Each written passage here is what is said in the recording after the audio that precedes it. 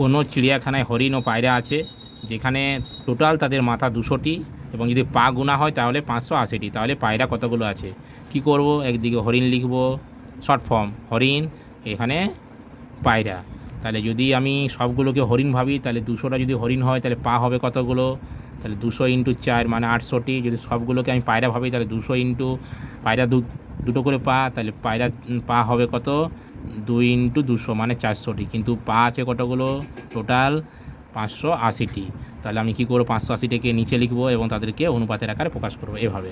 তাহলে এর সাথে এটা বিয়োগ, এর সাথে বিয়োগ। 800 থেকে 500 যদি 80 বাদ দিই তাহলে 220। 580 থেকে যদি আমি 400 বাদ দিই তাহলে হবে আমার 180। তাহলে দুটোকে অনুপাত করব। অনুপাতে করলে কি হবে, লঘিষ্ঠ রূপ, দুজনকে 20 দিয়ে কাটা যাবে, তাহলে 9 20 180, আর 20 দিয়ে 22কে যদি ভাগ করি তাহলে 11, তাহলে 9:11। এবারে আমার পায়রা তাহলে কতগুলো আছে? তাহলে পায়রার সংখ্যা হবে কত?